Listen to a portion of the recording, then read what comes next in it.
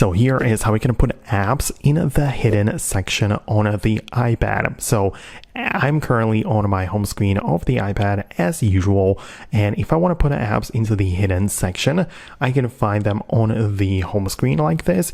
For example, let's say it's going to be the Notion app or Google Maps or whatever, right? You just hold it down on the icon like this and more options appear. So you can click on the options literally like that and click on require Face ID. So the first step is to lock it with the Face ID, but you can see we have another window and we are not going to be happy with just locking the app, but we also want to hide and require Face ID.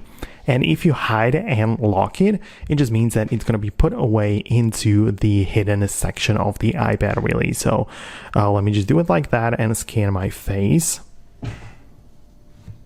So as you can see now, the authentication went through.